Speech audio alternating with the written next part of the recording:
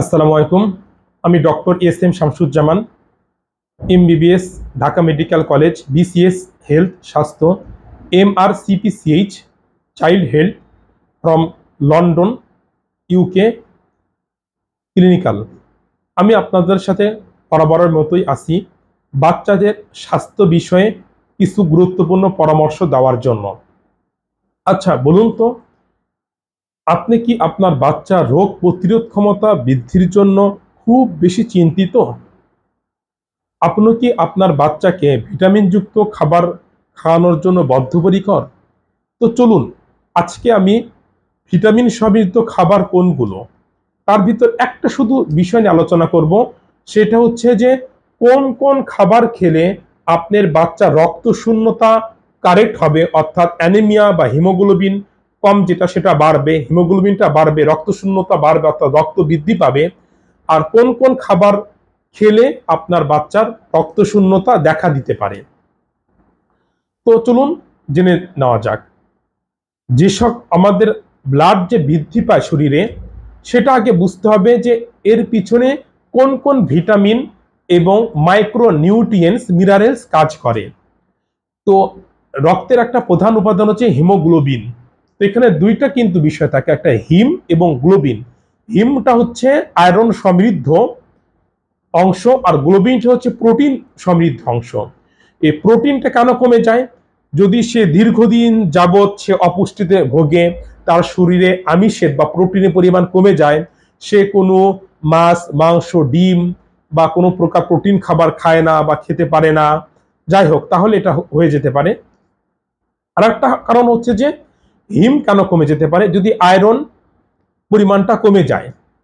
আর এই total haemoglobin তৈরির পিছনে এটা তৈরি কোথায় হয়? এটা তৈরির বাচ্চার লিভারে হয়, একেবারে ছোট বাচ্চাদের 1 বছরের 2-3 মাস বয়স পর্যন্ত। স্প্লিনে হতে পারে এবং মেইনলি হয় অস্থিমজ্জাতে, বোন ম্যারো। তো এই উৎপাদন করার সক্ষমতা বাড়াইতে যে কয়েকটা ভিটামিন এবং মাইক্রো নিউট্রিয়েন্টস খুব গুরুত্বপূর্ণ কাজ করে, সেগুলো হচ্ছে ফলিক অ্যাসিড। এই ফলিক অ্যাসিডটা পাবেন কোথায়? গ্রিন লিফি ভেজিটেবলস, অর্থাৎ সবুজ শাকসবজিতে, যেমন মিষ্টি কুমড়া, পাতা কুমড়া, লাউ, পেঁপে, এইগুলোতে বিভিন্ন রকম শাক, ফলমূল, ভেজিটেবলস। আর একটা হচ্ছে কি ভিটামিন B12। এটা কোথায় পাওয়া যায়? এটা লার্জ অ্যামাউন্টে থাকে কলা, বিভিন্ন রকম শাকসবজি, লিভার বা কলিজাতে, ডিমের কুসুমে এবং অন্যান্য আমিষ জাতীয় খাবারেও থাকে। প্রাণীজ উপাদান বা প্রাণীজ সোর্সে বেশি থাকে। আচ্ছা, আর একটা কি বললাম গুরুত্বপূর্ণ সবচাইতে, সেটা হচ্ছে আয়রন। এই আয়রনটা কোথায় বেশি থাকে? গ্রিন লিফি ভেজিটেবলসে বেশি থাকে, যেমন মিষ্টি কুমড়া, চার কুমড়া, লাউ, পেঁপে, কলা, কচু শাক, এগুলোতে থাকে। আর একটা হচ্ছে যে ডিমের কুসুম, দুধ, কলিজা, এগুলোতে প্রচুর পরিমাণ আয়রন থাকে। তো আমরা বলে থাকি প্রাণীজ আয়রন, অর্থাৎ এই যে ডিমের কুসুম কলিজা থেকে যে আয়রনটা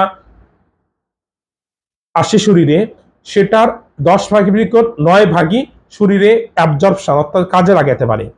কিন্তু ভেজিটেবল সোর্স অর্থাৎ যেমন কলা, মিষ্টি কুমড়া, এগুলো থেকে যে আয়রনটা শরীরে আসে তার 10 ভাগের 1 ভাগ কাজে লাগে। সুতরাং যাদের রক্ত শূন্যতা যেসব বাচ্চাদের আছে, তাদেরকে তো আমরা কলা বা বিভিন্ন রকম শাকসবজি এগুলো খেতে বলি, কিন্তু মূলটা আমরা বলে থাকি ডিমের কুসুম, কলিজা, এগুলোতে মানে যে পরিমাণ আয়রন থাকে অনেক বেশি এবং সেটা ম্যাক্সিমামটা শরীর কাজে লাগাতে পারে। তো এখন আর কিছু বলার দরকার আছে? আর কিছু বলার দরকার নাই। আপনি আপনার বাচ্চার রক্ত শূন্যতা নিজে ট্রিটমেন্ট করতে পারবেন ঘরোয়া পরিবেশে। তাহলে কি খুব বেশি দামি খাবার খাওয়াতে হবে? বাচ্চাকে কি সেরিলাক খাওয়াতে হবে? বাচ্চাকে কি আপনার হরলিক্স সব বিভিন্ন রকম বাইরের খাবার খাওয়াতে হবে?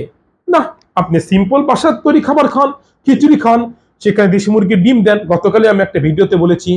সেখানে আপনি বিভিন্ন রকম সবজি দেন, বিশেষ করে যেগুলো ইজিলি ডাইজেস্টেবল, প্যালাটেবল, যেটা খাবারের সাথে মিশে যাবে, যেমন মিষ্টি কুমড়া, চাল কুমড়া, লাউ, পেঁপে। এগুলোতে ভিটামিন B12ও থাকে, P9ও থাকে, এবং কলিজা দেন, এবং এখানে অবশ্যই ডাল দিবেন, প্রোটিনের পরিমাণটা বৃদ্ধি পাবে, চাল তো আছেই। তাহলে রক্তশূন্যতা কেন হবে? হবে না। সুতরাং আজকে থেকে আপনার বাচ্চাকে আমার আগের ভিডিওটা দেখে নেবেন কিভাবে খিচুড়ি তৈরি করতে হয়, তাতে আপনার বাচ্চার গ্রোথটাও ভালো হবে এবং রক্তশূন্যতাও কেটে উঠবে। এখন আপনার মনে প্রশ্ন আসলো না যে তাহলে কি খাবার খেলে বাচ্চার রক্ত কমে যেতে পারে? হ্যাঁ, সহজ কথা, যদি বাচ্চাকে আপনি লং টাইম, মাঝে মাঝে 1-2 দিন খাওয়ালে না প্রবলেম হতে পারে, কিন্তু আপনি প্রতিদিনই খাওয়াচ্ছেন, রেগুলার বেসিসে খাওয়াচ্ছেন, লং টাইম ধরে খাওয়াচ্ছেন, সুজি খাওয়াচ্ছেন, আপনি সেরিলাক খাওয়াচ্ছেন, আপনি বার্লি খাওয়াচ্ছেন, আপনি জাউ ভাত খাওয়াচ্ছেন, অথবা আপনি সাগু খাওয়াচ্ছেন, ঠিক আছে, এগুলোতে আয়রনের পরিমাণ কম থাকে, প্রোটিনের পরিমাণ কম থাকে, ফলে হিমোগ্লোবিন উৎপন্ন কম হয়, ফলে বাচ্চা রক্তশূন্যতায় ভোগে। তাহলে প্রশ্নের উত্তরটা পেয়ে গেছেন। এবং যাদের রক্তশূন্যতা কম থাকে তাদের রোগ প্রতিরোধ ক্ষমতাও কম থাকে, তাদের শরীরটা ম্যাজ ম্যাজ লাগে, বাচ্চার মন মেজাজ খিটখিট করে, কান্নাকাটি করে, ভালো ঘুমাতে পারে না, ব্রেনের ডেভেলপমেন্টও কম হয়। তো আপনাদের আর কিছু জানার থাকে আমাকে জিজ্ঞাসা করবেন।